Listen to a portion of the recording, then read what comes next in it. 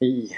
Okay, so one of the really cool things about being here at the end of the course is that you now know so much that we can take a lot of this information and try to really make it make sense by applying it in some highly relevant situation. So that's really what I hope to do with this, our second last lecture.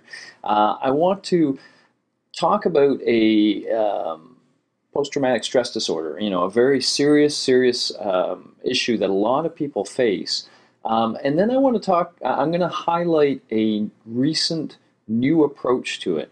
And I think in doing so, we'll bring together some issues of therapy, some issues of effects of drugs, conditioning, and all sorts of other things. And you'll see how some of these things can all come together in what we hope will be a very helpful way for people who are suffering from a very debilitating, I guess you could call it a mental illness, but it's not really a mental illness, or is it? Let's explore that one as well. All right. So, week 8, lecture 7, post-traumatic stress disorder. So let's talk about PTSD. Now, there's all sorts of situations that can give rise to it. Unfortunately, the two that are probably most common are post-traumatic stress disorder that's related to serving in the military in some fashion, and that related to rape, specifically being raped. If we think about the military situation for just a moment, what we typically have in this situation is people who are in literally horrific situations where life and death happens every day, including the death part and including the unfair death part. Sometimes very young children, innocent bystanders are caught in the middle of a wartime situation. Sometimes it's not innocent bystanders. Sometimes it's comrades. It's a good buddy of yours that you've been serving with that gets killed in some situation. And obviously, the classic sort of scenario is that the person is there somehow. They're seeing terrible things. They're hearing terrible things, and they survive that situation. But afterwards, when they attempt to go back to normal living, something's happened. Specifically, there's a whole area of research on what's called emotion and memory. And very often, when something is a very emotional event, think 9/11 or something like that. Most of you can probably still tell a story about where you were when the planes hit the Twin Towers and what you were doing. So that was a highly emotional event. And if we think about that for a moment, it was, for all of us to some extent, there was this hint of a feeling like our life may have just changed and we could be in personal danger. And that seems enough to give us all what we call this flashbulb memory of the original event. Well, imagine, literally being in the middle of a wartime situation where you could be killed any second, or being beat up and raped and not sure if your assailant is going to kill you. In these situations, emotions are running very high. There's a lot of hormones running through the system, and the amygdala seems to work overtime in these situations. The current theory is that when there's a highly emotional event, especially one that is infused with danger and risk and threat, that the amygdala encodes a lot more details than it normally would. Apparently with the notion of, and it even encodes the details that happen just prior to the event, which is very important to post-traumatic stress disorder. It's as though what the amygdala is trying to do is to really learn the sequence of events that led to this high-risk situation, perhaps in hopes of averting it in the future. So, let's say somebody who is a victim of rape had been followed a little bit and then pulled into an alleyway. The amygdala seems to encode all of those sounds and feelings and impressions of being followed as well. It doesn't start when the real threat starts. It encodes stuff that happened before that threat as well. And now, where the victim is left afterwards is with a very vivid memory of the event, and most critically, not just a replaying of the event itself, but also a triggering of all the emotions that are associated with the event. It's like that memory trace that's formed is extremely rich and extremely emotionally rich. And so now let's imagine the soldier that comes back from the war, but perhaps, just before this horrific event, let's take this soldier. So a little boy, it looks like, got caught up in the middle of something and got killed. Let's say just before this event, this soldier was walking down the road and saw this little boy playing with a ball, maybe bouncing a ball in a typical basketball kind of fashion. And then all hell breaks loose. And he ultimately sees this child being gunned down, let's say. And so that's forever burned into his memory. Let's say he wanted to help, he wanted to get in there and do something, but he couldn't, not in time. And so he's got all those feelings of guilt and what could I have done differently and yada yada. And now, maybe a year later, 2 years later, maybe he's now in Cleveland. He's out of the wartime situation, but he can be walking down the road and the sight of a little boy bouncing a basketball, or even that sound of the basketball, can be enough to trigger all of that. And suddenly he's reliving this horrific event all over again. And not just, again, seeing the sights, but feeling those emotions, feeling that same desperation, feeling that panic, feeling that desire to do something, feeling that horror that came with not being able to do anything. That's post-traumatic stress disorder. And, for the rape victim, it could very well be every time they walk down a street and now hear footsteps behind them. That could be enough to trigger, again, that whole feeling, everything that went with being attacked and being raped and the threat of potentially being killed, and being beat up, all of that. The simple sound of a footstep can trigger all of that. So, given how much war goes on, unfortunately, PTSD is extremely common. Now, I balked at calling it a mental disorder or a mental disease because, it's really something created, in a sense, by the memory system. It's a memory system that's working well and trying to protect you from danger in the future. And so it's a very normal function of the brain. It's just one that can be debilitating. And so in that sense, it's a mental disease in the sense that it's, contributing to a lack of mental health. But the way it's created is a little different in that respect. Okay, so what can we do for something like this? We all feel terrible these things happen. I mean, I can say for every self-respecting male, the notion that a male would rape a woman or rape anybody for that matter. I mean, boys are boys and men are raped as well. It's just horrific and it's just unacceptable. And if it were possible for one man to apologize for all men, I'm painfully aware that when I give talks like this to any large group, I'm talking to a lot of rape victims, and in some cases I'm talking to military members. In this case, I probably am as well. There could be many of you out there that know all too well what I'm talking about, and that's a drag. It's just not fair at all. So what I'm going to do from here, though, is talk about a new, really new therapy that's starting. I don't even want to call it a therapy, but it's an approach that's starting to be developed that has the potential for hope for helping these people who suffer from PTSD. So let's get into that. It's going to involve beta blockers. So I like this example because it does use drugs, but it uses them in a very different way. The drug is not the cure. It's the path to the cure. And so let's get there. What are beta blockers? Well, first of all, we have these so-called beta receptors all through our nervous system, and they're very much tied to the sympathetic nervous system. So the sympathetic nervous system, again, is that one that gets engaged. That's what I call the light switch. That's what turns you into this fight or flight mode, and really gets all your anxieties up, your etc. ready to go.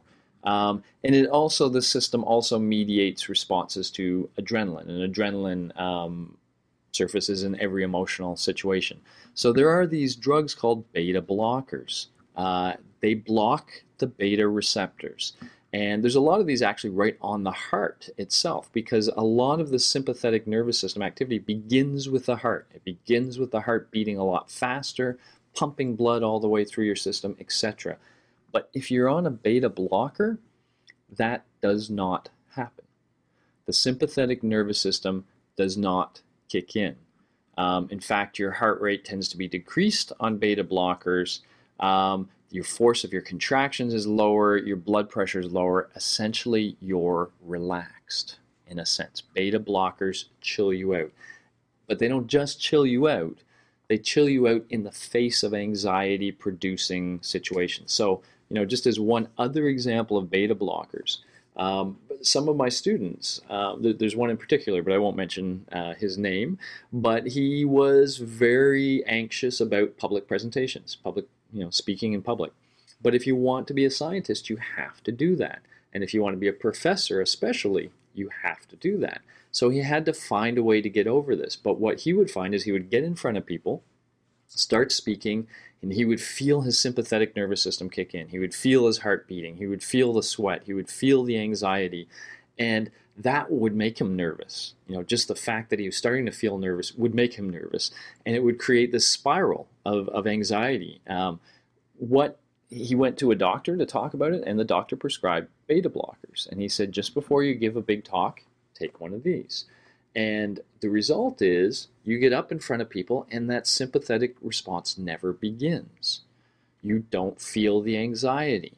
And it allowed him absolutely to get through his first few presentations. And critically, once he'd gotten through a few, once he'd kind of put himself in that situation in a way where the emotion didn't happen, the anxious emotion, he started to be able to do this without the beta blockers. Okay, he was able to just get up in front of people and give presentations because he'd done it successfully before, and nothing horrific had happened before. And that's kind of like what the brain has to learn at some point, is I can be in this situation, I can do what I have to do, and everything's going to be all right. And as the brain starts to do that, then it stops kicking in the sympathetic nervous system activity. Okay, so people have been using beta blockers. Usually it's used for heart patients to keep their heart rate low, heart attack patients and such, but it's started to be used as an anxiety treatment for things like that I've told you about. And most interestingly, and perhaps with the most potential, is its potential use for post-traumatic stress disorder.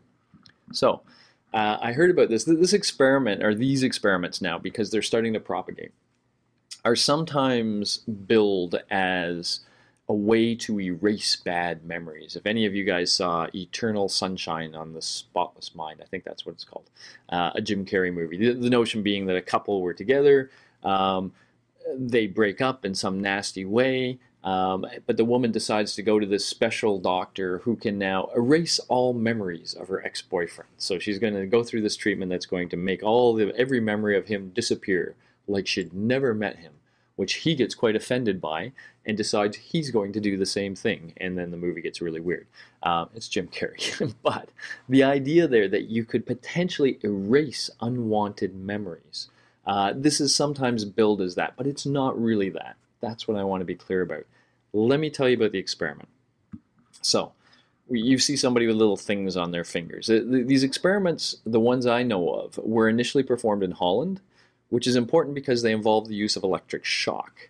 Most places do not allow psychology researchers to use electric shock anymore. Holland, as you may know, tends to be a little more liberal, so they're kind of cool with it. That's all right. If you have a good reason, you can use it. And so imagine that a person was wired up, so that they could receive electric shocks, but also what this really is here is something that measures what's called the galvanic skin response. It's a very sensitive indicator of sympathetic nervous system activity. What it really is doing is measuring, by sending little tiny currents through your finger, it measures the electrical conductivity of your skin. The galvanic skin. Remember Luigi Galvani with his electric frog leg? Galvanic skin response. So the more wet, the more sweaty your skin is, the better it conducts electricity. So by measuring the conduction of electricity, we can know how sweaty your fingertip is. And it turns out this is very sensitive. And of course, when the sympathetic nervous system kicks in, you begin to sweat a little. So you can literally measure the sympathetic nervous system kicking in. All right, so now this experiment had 3 parts. Let's do the first part. First part, people were hooked up to a GSR and also to electric shock apparatus, and they were shown pictures. A lot of the pictures were benign things: tables, clouds, cars, guitars, I don't know, whatever you want to imagine. But intermixed among those pictures were pictures of spiders. And every time a picture of a spider was shown, the person got an electric shock. Okay, so they would go through this experiment. Okay, guitar. Okay, clouds. Okay, whatever, table. Spiders. Dang, spider. And so they went through and they got zapped every time a spider picture was shown. Nasty. But that's what we call the conditioning phase, right? We're conditioning an emotional response. And sure enough, people were sweating when they saw spider pictures. That's phase 1. So we train people up. Now, this isn't post-traumatic stress disorder, right? This is not on the level of being raped or seeing something horrific in battle. Let's be clear about that. But we are, in a laboratory kind of way, building up an anxiety related to a specific stimulus. All right, so we do that, phase 1. Now, phase 2 is the critical phase. So phase 2, well, no, actually phase 3 is probably the critical phase. But phase 2, here's what we do. We take our participants, we split them into 2 groups. One group we're going to give beta blockers, another group we're going to give placebo. And we're not going to tell them, obviously, we're going to do the full double blind thing if we can, so that nobody knows what they've been given. They're shown pictures again. This time we're not going to shock them. We're just going to measure their galvanic skin response. So we show them pictures again. Now, for the group that has the placebo, what you see is for the neutral pictures, they're just fine. But when you show them a spider, even though you're not shocking them anymore, you show them a spider and you see the emotional response. You see the sympathetic nervous system kick in. Okay. Now, for the beta blocker group, same procedure, but you don't see the sympathetic nervous system kick in, which of course you shouldn't, because that's what the beta blocker prevents, right? So for these group, they're able to see the spider pictures with the other ones, but the beta blocker is preventing that anxiety-based response. Okay, cool. We go through that a number of times, letting them see a bunch of different pictures, including lots of different spiders. And now in a third phase, we repeat the second phase, but we don't give anybody beta blockers now. Okay, so people are just seeing pictures. Now, for the group that never had the beta blockers, they've only ever had placebos, they are still showing a very strong galvanic skin response when the spiders are shown. Okay, it hasn't gone away, it's still there. But for the ones that had the beta blockers in step 2, now in step 3, they no longer have the beta blockers, but when the spider pictures are shown, their galvanic skin response is much lower. It's not the same as neutral, but much lower from where it was. What's going on? Well, the claim is, and let me just do it here. The claim is what was going on, what we built in that first phase was a link between a memory, spider pictures, and an emotional response, the amygdala. What the beta blockers did is came and severed this link. Okay, the beta blockers allowed people to experience the stimulus without the emotional response. And it seems if you allow them to do that enough, something really important happens. They seem to, almost like my student who's able to public speak, they seem to realize I can experience that memory. I don't have the strong emotional response, and it almost allows a sort of distance to come where they can be much more analytic about the memory, where they can look at it, think about it, and without the sympathetic nervous system getting them anxious, they can kind of analyze the situation a little bit more. Now, I don't know if that's true with the spider. I've already kind of gone the extension, because what they're starting to do now is try to use this therapeutically. They're literally having, say, rape victims or military victims and saying, we're going to have a therapy session where we talk about the situation you went through. Now, of course, that's normally what happens in therapy, but if you do that without beta blockers, the moment you start talking about it, the person's going to feel all that emotion.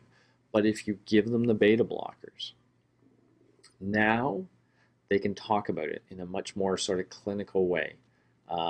So, you know, let's imagine a rape victim. A rape victim can actually recount the event that happened, but they're not feeling the fear. They're not feeling the anxiety, almost like they're able to step back and see it, see the wrongness of it, see the unfairness of it, the injustice of it, but do that kind of divorced from the emotionality of it.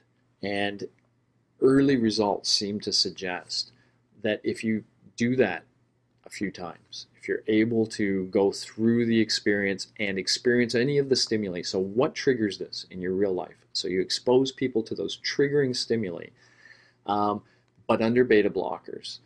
If you do that enough, now even when they're no longer on beta blockers, they can somehow retain that benefit. And so they can now experience those stimuli without the emotional response. Very new, very young therapy. The reason I wanted to highlight it for you is, you know, notice how it's really different. It's not Freudian at all. It's much more neuroscientific. And I think that's where therapeutic approaches may go, or at least some. And there may be these new theories that really are not about psychological trauma or anything like that. They're about the process that caused the situation, and is it possible to somehow undo it? And if the situation was caused by conditioning or something like that, then maybe it is possible to uncondition. And so there's a lot of hope for these sorts of very scientific-based therapeutic approaches. And I think this is a great example. And if any of you are suffering from PTSD, I would look into this. And I would make any therapists you know aware of this, because beta blockers are not dangerous drugs. They're pretty benign by and large. The only problem you can have with a beta blocker is if you try to jog or something like that, your muscles will seize up because your heart will not speed up and pump them more oxygen. So at some point you'll just cramp right up. That's about as bad as it gets, I think. All right, so more stuff. This first one's a documentary on PTSD. Watch it to really understand why this is such a crippling disorder, and it really is.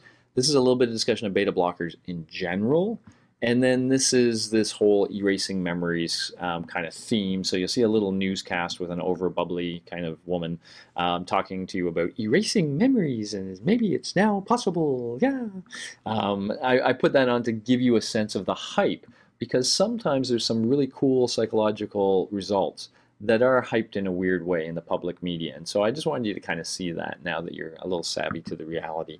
And now here's some more, two more specific stories dedicated specifically to this PTSD and beta blockers link that you can check out. All right, so that's what I have for Lecture 7. Next lecture will be the final lecture. I will see you there. Have a good day. Bye-bye.